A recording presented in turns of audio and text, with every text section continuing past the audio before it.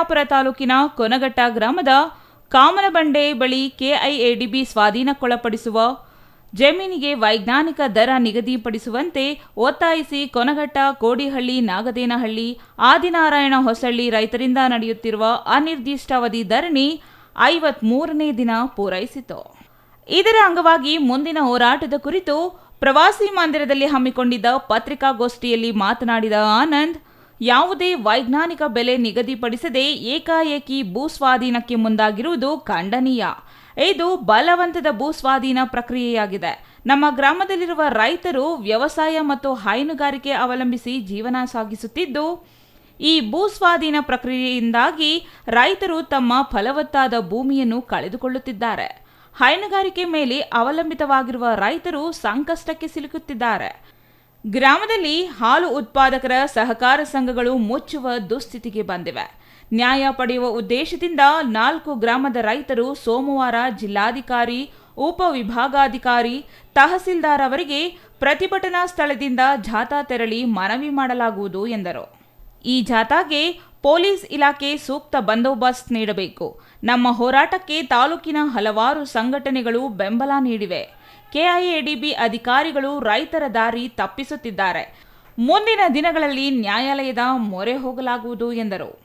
ಏನ್ ನಮ್ಗ ಇಟ್ಕೊಟ್ಟಿದ್ರು ಅವರು ಇವತ್ತು ರೈತ ಸಂಘಟನೆಗಳು ಮತ್ತೆ ಕನ್ನಡ ಪರ ಸಂಘಟನೆಗಳು, ದಲಿತ ಪರ ಸಂಘಟನೆಗಳು, ಎಲ್ಲಾ ಸಂಘಟನೆಗಳವರು ಸಹ ನಮ್ಗೆ ಬೆಂಬಲ ಕೊಡ್ತೀನಿ ಅಂತ ಹೇಳಿದ್ದಾರೆ. ಅವರು ಸಹ ಬಂದು ನಾವು 11ನೇ ತಾರೀಕು ನಡೆಯುವಂತ ಒಂದು ಇದಕ್ಕೆ ನಾವು ಬೆಂಬಲ ಕೊಡ್ತೀವಿ ಅಂತ ಹೇಳಿ ಅವರು ಸಹ ಈ ಪತ್ರಿಕಾ ಮೂಲಕ ನಾವು ಅವ್ರಿಗೆ ಹೇಳ್ತಾ ಇದ್ದೀರಿ.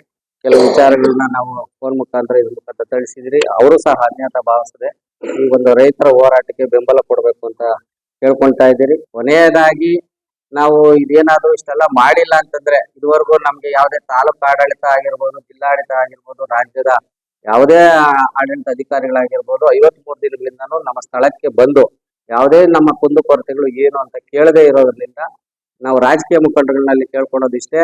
ಇದು ನಾವು ಏನು ನಾಳೆ 11ನೇ ತಾರೀಕು ಮಾಡ್ತಾ ಇರೋಂಥ ಕಾರ್ಯಕ್ರಮಕ್ಕೆ ಎಲ್ಲಾ ರಾಜಕೀಯ ಪಕ್ಷಗಳ ಹಾಲಿ ಶಾಸಕರು ಮತ್ತೆ ಮಾಜಿ ಶಾಸಕರು ಮತ್ತೆ ಜಿಲ್ಲಾ ಏನ್ ಜಾತ್ಯತೀತ ಜನತಾ ದಳದ ರಾಜಕೀಯ ಮುಖಂಡರು ಇವರೆಲ್ಲ ಏನಿದ್ದಾರೆ ಎಲ್ಲಾರು ಸಹ ಬಂದು ನಮ್ಮ ಈ ಒಂದು 11ನೇ ತಾರೀಕು ನಡೆಯುವಂತ ಒಂದು ಏನು ನಾವು ಸಾಮೂಹಿಕ ರೈತರ ಹೋರಾಟ ಸಮಿತಿಗೆ ಬೆಂಬಲ ಕೊಡಬೇಕು ಅಂತ ನಾವು ಈ ಪತ್ರಿಕಾ ಮೂಲಕ ನಾವು ಅವನು ಸಹ ಕೇಳ್ಕೊಳ್ತಾ ಇದ್ದೀರಿ. ಇದು ಯಾವುದೇ ನಾವು ಪಕ್ಷಕ್ಕೆ ಸೀಮಿತವಾಗಿರೋದಲ್ಲ.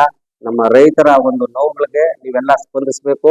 ನಾವು ಇಲ್ಲ ತಾಲೂಕಿನಾದ್ಯಂತ ಜನ ನಿಮ್ಗೆಲ್ಲ ಚುನಾವಣೆಗೋಸ್ಕರ ಒಬ್ಬೊಬ್ಬರು ನಮ್ಮ ಚುನಾವಣೆಗಳಲ್ಲಿ ನೀವು ಮತ ಹಾಕಿದ್ದಾರೆ. ಹಂಗಾಗಿ ಆ ಮತ ಹಾಕಿರೋದ್ರಿಂದ ಈ ವರ್ಗ ಹೋರಾಟಕ್ಕೆ ನೀವು ಬೆಂಬಲ ತೋರಿಸ್ಬೇಕು ಅಂತ ಕೇಳ್ಕೊಳ್ತಾ, ಕೊನೆಯದಾಗಿ ಇದೇನಾದ್ರೂ ಈ ಮುಂದಿನ ದಿನಗಳಲ್ಲಿ 12 ಆದ್ಮೇಲೆ 15ನೇ ತಾರೀಕು ಒಳಗಡೆ ಒಂದು ಲೋಕಸಭಾ ಚುನಾವಣೆ ಏನು ಒಂದು ನೀತಿ ಸಂಹಿತೆ ಬರ್ತಾ ಇದೆ ಅಂತ ಹೇಳ್ತಾ ಇರೋಂಥ ವಿಚಾರಗಳು ನಮ್ಮಲ್ಲಿ ಗೊತ್ತಾಗಿರೋದ್ರಿಂದ ಆದಷ್ಟು ಬೇಗನೆ ಈ ಒಂದು ನಮ್ಮ ರೈತರ ಸಮಸ್ಯೆನ ಬಗೆಹರಿಸ್ಕೊಡ್ಬೇಕು ಅಂತ ನಾವು ಒತ್ತಾಯ ಮಾಡ್ತಾ ಇದ್ದೀರಿ.